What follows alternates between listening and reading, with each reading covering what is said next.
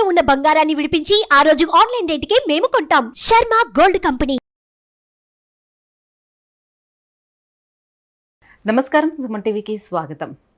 June మాసంలో ద్వాదశ రాశుల వారికి ఏ రకంగా ఉండిపోతుంది, ఎటువంటి దైవారాధన చేసుకొని ఎటువంటి పరిహారాలని పాటిస్తే వాళ్ళకి శుభయోగంగా ఉండిపోతుంది, ఈ విషయాన్ని తెలియజేసేందుకు మనతో పాటు ఉన్నారు ప్రముఖ జ్యోతిష్య శాస్త్ర పండితులు బ్రహ్మశ్రీ నందివట్ల శ్రీహరి శర్మ గారు. గురుగారు నమస్కారం. వాగర్థావివ సంపృక్తౌ వాగర్థ ప్రతిపత్తయే జగతః పితరౌ వందే పార్వతీ పరమేశ్వరౌ.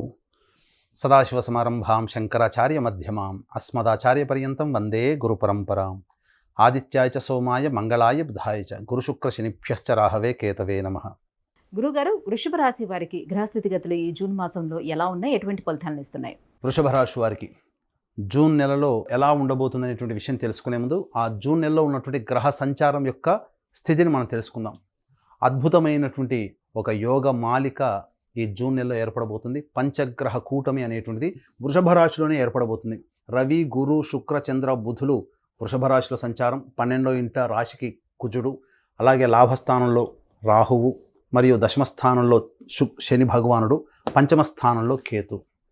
ప్రధానంగా ఈ యొక్క వృషభ రాశి వారికి గమనించుకున్నట్లయితే అత్యుత్సాహం అధికంగా ఉంటుంది. కాకపోతే అనుకున్నటువంటి పనులు ముందుకు సాగలేకపోతూ ఉంటాయి.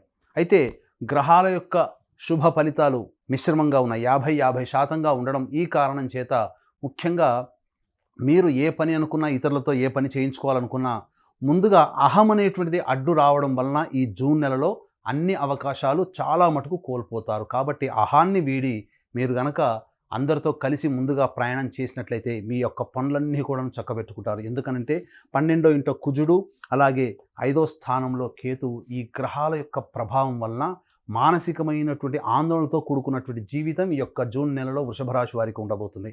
అలాగే పంచగ్రహ కూటమి యొక్క జూన్ నెలలో వృషభ రాశిలో సంచారం చేస్తున్నటువంటి ఈ కారణం చేత అన్ని పనులలో మిశ్రమ ఫలితాలు పొందుతారు. ముఖ్యంగా గమనించుకున్నట్లయితే ఇక్కడ రుణాలు చేసేటువంటి అవకాశాలు ఎక్కువగా ఉంటాయి. అయితే ధనాధిపతి అయినటువంటి బుధుడు చక్కటి మిత్రక్షేత్రంలోనే ఉండడం ఈ కారణం చేత మీకు అందినటువంటి అవకాశాలన్నీ కూడా వినియోగించుకుంటారు.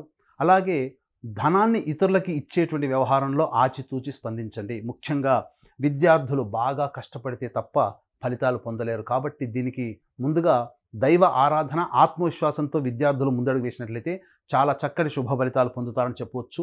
అయితే ఇతరుల వలన సమస్యలు, చికాకులు ఎక్కువగా ఉంటాయి. కాబట్టి ఇతరులతో మాట్లాడేటప్పుడు కానీ, ఇతరులతో కార్యక్రమాలు, వ్యవహారాలు చేసేటప్పుడు జాగ్రత్తలు పాటించండి. ఒక కన్నేసి ఉంచండి ఇతరుల పట్ల. ముఖ్యంగా నూతన వ్యక్తుల యొక్క పరిచయ ప్రభావం మీ యొక్క జీవితంలో కొంత మార్పును తీసుకొస్తుందని చెప్పవచ్చు.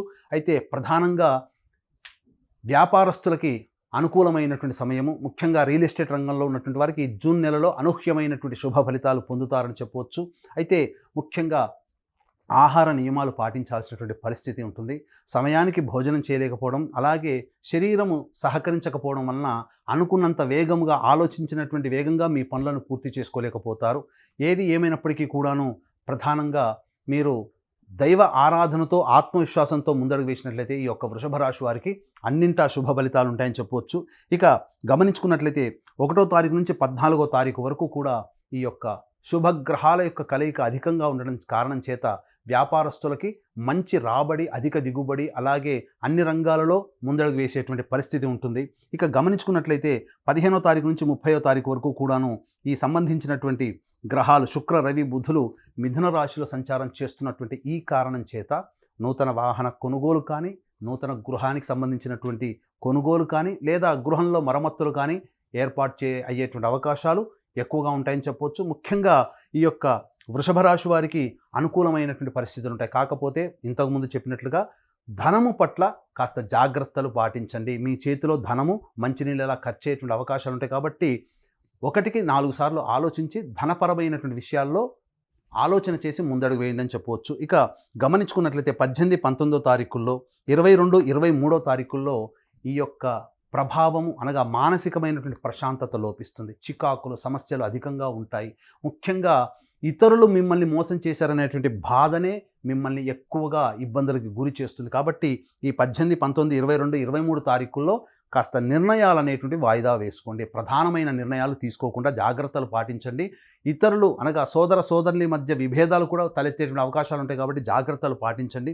ఏది ఏమైనప్పటికీ కూడాను ఈ 4 రోజులు ప్రధానంగా మీరు వాహనాన్ని నడిపేటప్పుడు జాగ్రత్తలు పాటించండి.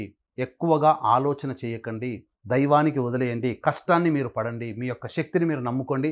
అన్నింటా శుభ ఫలితాలు యొక్క వృషభ రాశి వారు పొందుతారని చెప్పవచ్చు. ఏది ఏమైనప్పటికీ కూడాను ముఖ్యంగా ఈ వృషభ రాశి వారికి చేస్తున్నటువంటి పనులకి శ్రద్ధ కంటే కూడా ఎక్కువగా ఇతరుల యొక్క ఆలోచనలు లేదా ఇతర విషయాల పట్ల ఆలోచనలు ఉండడం వల్ల ఆ పనిని మీరు సకాలంలో పూర్తి చేసుకోలేకపోతారు. కాబట్టి చేసేటువంటి ప్రతి పనిని కూడాను కాన్సన్ట్రేషన్తో పని చేయండి. ఏ పని చేసినా కాన్సన్ట్రేషన్ ప్రధానంగా ముఖ్యము. విద్యార్థులు అధిక శ్రమ కోరిస్తే తప్ప శుభ ఫలితాలు పొందలేరు. అలాగే తీసుకునేటువంటి ఆహారం పట్ల జాగ్రత్తలు పాటించండి, సకాలంలో భోజనం చేయండి, సకాలంలో అన్ని పనులు పూర్తి చేసుకోండి. వాయిదా వేసేటువంటి పనులు ఏమున్నా ఇప్పుడే పూర్తి చేసుకోవాలనే ఆలోచనతో ముందడుగు వేసినట్లయితే ఈ వృషభ రాశి వారికి వచ్చేటువంటి 50% అశుభ ఫలితాలు 20% వరకు మీరు తగ్గించుకోవచ్చు. తద్వారా ఉన్నదానికంటే గతించిన మే నెల కంటే ఈ నెల చాలా శుభ ఫలితాలు పొందేటువంటి అవకాశాలు ఎక్కువగా ఉంటాయి. ఏది ఏమైనప్పటికీ కూడాను నూతన ఉద్యోగస్తులకి అనగా ఉద్యోగ ప్రయత్నంలో ఉన్నటువంటి వారికి అధిక శుభ ఫలితాలు పొందేటువంటి అవకాశం ఎక్కువగా ఉంటుంది. అయితే గమనించుకున్నట్లయితే దశమ స్థానంలో శని సంచారం, కంటక శని ప్రభావం ఉండడం ఈ కారణం చేత ఎక్కువగా ప్రతి అడుగుకి ఇబ్బందులు పడేటువంటి అవకాశం ఉంది. అయినప్పటికీ వృషభ రాశి వారికి శని యోగకారకుడు కాబట్టి శని యొక్క అనుగ్రహాన్ని పొందే ప్రయత్నం చేయండి. అయితే ఈ నెల 6, 8 తారీఖులలో చంద్రుడు వృషభ రాశిలో సంచారం చేయడం, 6వ తారీఖు అమావాస్య రోహిణీ నక్షత్రంతో రావడం చాలా రేర్గా వస్తాయి ఇటువంటి కాంబినేషన్.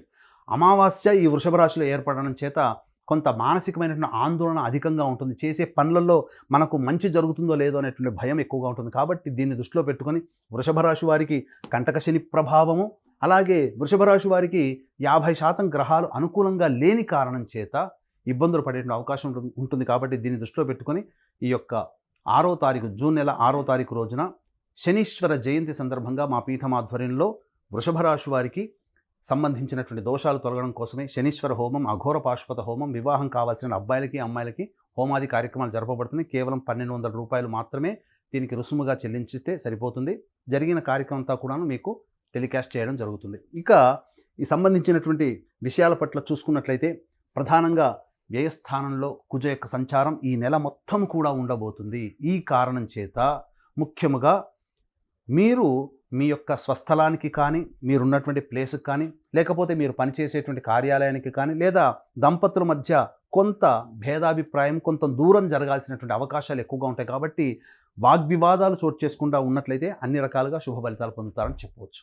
గురుగారు, మరి వృషభ రాశి వారు ఎటువంటి పరిహారాన్ని పాటించుకుంటే వారికి శుభయోగంగా ఉండబోతుంది? ఈ యొక్క జూన్ నెలలో వృషభ రాశి వారు వచ్చేటువంటి సమస్యల పరిష్కారానికి ప్రతిరోజు కూడాను రావి చెట్టు చుట్టూ శివాయ నమః అంటూ 27 ప్రదక్షిణలు చేయడము, తదనంతరం ఉత్తరం వైపున ఫేస్ పెట్టి శివ అష్టోత్తరం 3 సార్లు పారాయణం చేయడం, అలాగే ప్రతి శుక్రవారము శివాలయంలో అభిషేకం జరిపించడం చేసినట్లయితే తప్పకుండా మీకు ఉండేటువంటి సమస్యలన్నీ కూడాను తగ్గుముఖం పడతాయి చెప్పడంలో ఏమాత్రం సందేహం లేదు.